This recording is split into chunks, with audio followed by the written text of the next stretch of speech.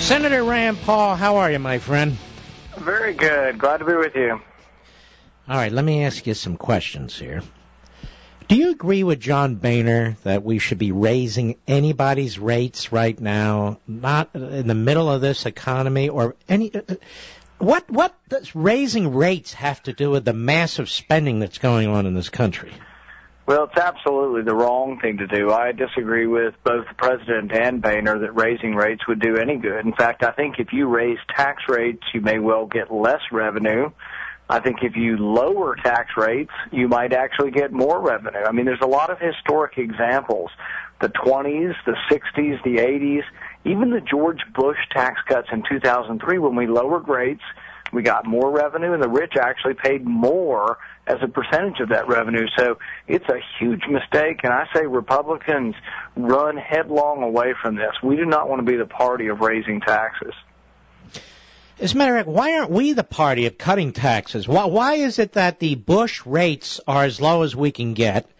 I mean, my attitude is, you got 5 rates, right? Leave the top 2 rates alone, cut the other 3, then Obama's class warfare claptrap goes away, and leave town. That's it. Vote on that and go.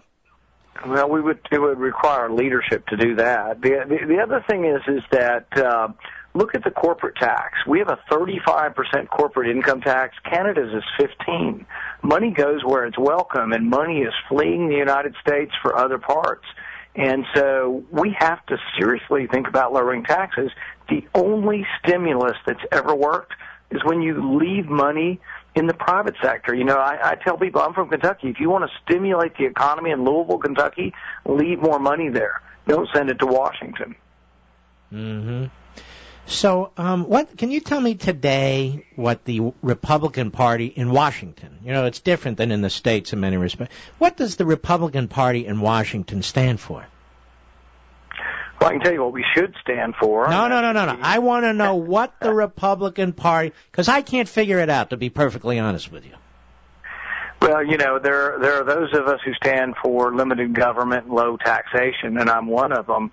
Whether or not the overall party does, I think the problem is when you negotiate with someone, if you and I are going to negotiate, you negotiate from a position of strength. We should negotiate from the position of what is true, what would help the economy, what would help the economy grow, and what we believe in. Instead, we're negotiating from a position where we've already offered to raise taxes $800 billion. So what does the president say? Oh, let's double that. He's offering to raise them $1.6 trillion. So you can't get anywhere unless you negotiate from a position of strength. Some time ago, didn't you offer a budget with significant suggestions for cutting spending? Yeah, in fact, my budget balances in 5 years, but you know what happens in the House if you vote for that? The 2 members of the Budget Committee who voted to balance the budget in 5 years, who opposed the Republican establishment budget, they were purged. They were kicked off the committee. So, I mean, this sends a really bad signal to folks. The grassroots would vote overwhelmingly to balance the budget in 5 years. That's what the balanced budget amendment of the Constitution requires. And yet the people who voted for that were purged from the committee. And so I think they're sending the wrong signal to us, and that's why I think those of us who will stand up and say we're the party of lower taxes, we're the party that promised voters we would lower taxes, and we still believe that will help the economy no matter whether the president won or not, I think that hopefully we can become who the party is in the future. So you're concerned about the tactics being used by the Republican leadership in the House to purge these conservatives from these committees? Absolutely. I think it's a huge mistake, and in the end will be detrimental to the party. I don't think we need to become the party of, Obama light or Democrat light, that, well, he wants to raise taxes an enormous amount. We want to raise taxes just a little bit less. I really think we'll get the opposite. I mean, in England, they raised the top rates and they got less revenue. So there's all kinds of examples of raising rates slows economic growth and you actually get less revenue. So I truly do believe that you could lower rates, simplify the tax code, get more economic growth, and actually get more revenue. The real problem when we started losing tax revenue was not the Bush tax cuts. It was about 4 years later when we went into a recession. All of the revenue problems, if there are a revenue or is a revenue problem, comes from lack of economic growth. But there's also been a spending binge that is unparalleled. You know, we're spending 25% of our GDP. This has never before happened. President Obama has added 100 workers every month. So, you know, we're way into it. We've got to do something to stop the spending binge. Yeah, here's the problem, Senator. The problem is the Democrat Party today, led by Obama, has a completely different mindset. You talk in ways that I certainly embrace. You know, you believe in liberty, you believe in economic opportunity, wealth creation, job creation, private property rights, a stable law. We call it the Constitution. This is what the framers wanted. This is what you stand for. This is what I stand for. But many on the other side, particularly their leadership, particularly Obama and so forth, they reject all of this. The Democrat Party is, in essence, an appendage of the federal government. The more powerful the federal government gets, the more powerful the Democrat Party gets. How do you negotiate with this? Well, I think in the end we have to decide, and there's a couple of things we could do. If the House stood firm and said we're not going to raise taxes, we can go a couple of months into this. We can go into February or March, but they have to believe that you would stand firm. But we didn't start with that we would stand firm. We started with, we'll go ahead and raise taxes $800 billion, so they know that we're going to capitulate. So if we're going to capitulate, what I've been offering and telling people is, let's pass something we believe in, which is extending the tax rates, the current tax rates, and cutting spending. And when that's not accepted, if they are going to capitulate by just letting the Democrats vote for it. Have the Republicans vote present, the Republicans in the Senate vote no, and ultimately this is a Democrat package the same way Obamacare was. Obamacare is still a mistake no matter what the election said. It's a mistake and is going to seriously hurt our economy. I think state governments will become bankrupt over Obamacare. This is still an untold story. And so I would think when they raise taxes and we begin slipping back into a recession, let them own it. Let it be the Democrat policy. Let's don't put our fingerprints on it at all. Yes, why vote for our own national suicide? This I'll never understand. Now, we have 24 Republican governors, by my count. Maybe it's 25, but I think it's 24, who've said no to these state exchanges. You see, I think there's a counterattack going on here, and it's happening in the states in some respects. Do you agree? Absolutely. And, you know, we had one huge victory. Michigan votes for right to work. I mean, the right to work thing is probably the only thing that could save Michigan at this point. And, boy, how lucky are we? We have a Republican governor, a Republican state legislature, and they have the courage to vote for right to work. All the right to work states are gaining population. They're gaining economic growth. They're creating jobs. And maybe Michigan, which has had so much trouble, Detroit has had so much trouble. You know, look at my state. We have Toyota in my state that's non-unionized. They make a very good wage. It's not like they're paupers.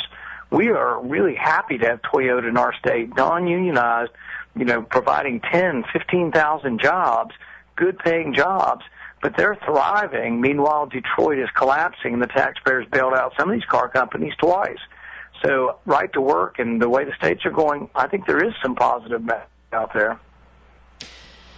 Don't you think part of the problem, and I'm not going to name names, I don't want to put you on the spot, but don't you think part of the problem is so-called Republican leaders are unable to articulate principles, our founding principles, liberty, and, you know, voluntary economic activity, private property rights.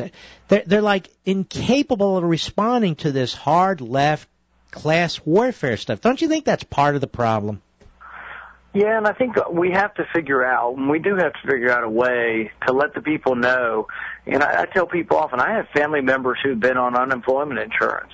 There are people who get money from government. I'm a doctor, and doctors, unfortunately, we get money from government too. Doesn't mean you're a bad person. In fact, I work for the government now, and I'm not a bad person. But it does mean that there is an opportunity out there, and it's like we need to let people know that the Democrats want to give you a free cell phone, but we want to create jobs for you. We want you to enter the middle class. We will help the economy expand, and we need to convince people that we're serious about it, but that we're not vilifying who you are, that you've had trouble, that you're unemployed, but that the Democrats aren't making it any better. They want you to be unemployed so they can give you a little bit of free stuff, a bobble here, a bobble there, but they want to keep you dependent. They don't want you to have a job because they want you to be a reliable voter for more dependency. Well, it would help when we do control Congress and the presidency, as we did for so many years, where we show people how it's done. And because if people experience the fruits of liberty, then they're more likely to embrace it. So part of the problem is when we do take over the levers of power, we don't follow through. Do you agree with me?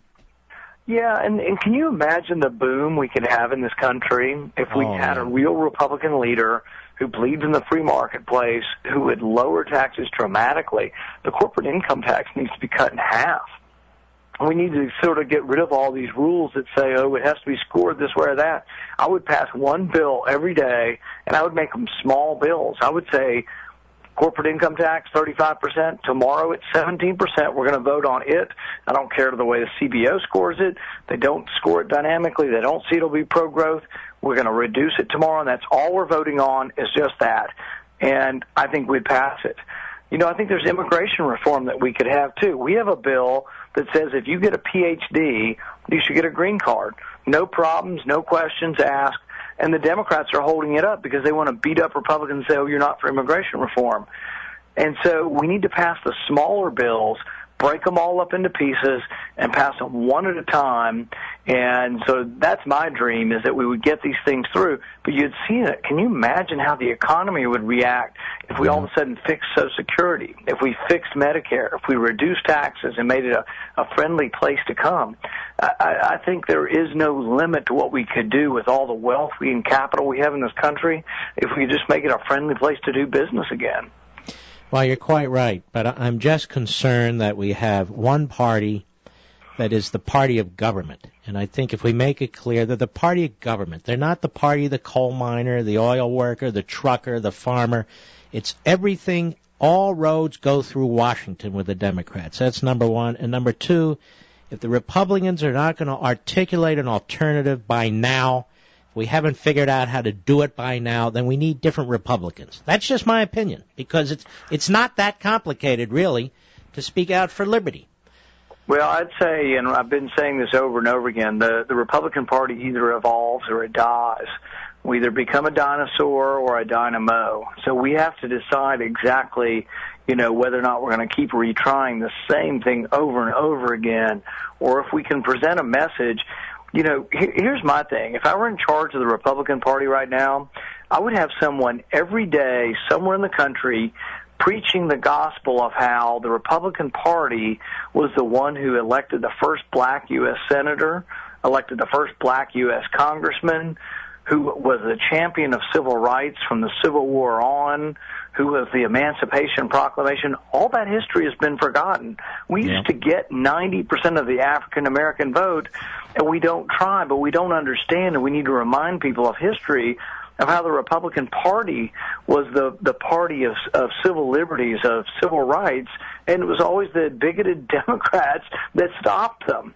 And everybody's lost this history, and unless we repeat that and talk about school choice and ways that we want to improve things for everyone, we're not going to get there. But we need those kind of spokesmen. We need them out there everywhere across the country, and not just give up on the African-American vote, give up on the Hispanic vote, because otherwise we'll be a permanent minority party. I don't think we should give up on any vote. We should focus on the individual, regardless of what the race is and so forth. And you're exactly right. History's been rewritten. Now we need to take it back. Now, Senator Rand Paul, it's been a pleasure. I wanted to end the show almost on a very positive note, and you have a very positive message, sir. So I wish you all the best. God bless. Mark. All right. Senator, doesn't he have a great message? I didn't want to get into immigration in a big way. I happen to agree with what he said there. I think we should take all the scientists and that we can get from all over the world. We used to do that. They're not a drag on society. Let's take all the brain power from every other country if we can, and with our own brain power. So that doesn't bother me. That's not the problem. That's not 20 million people.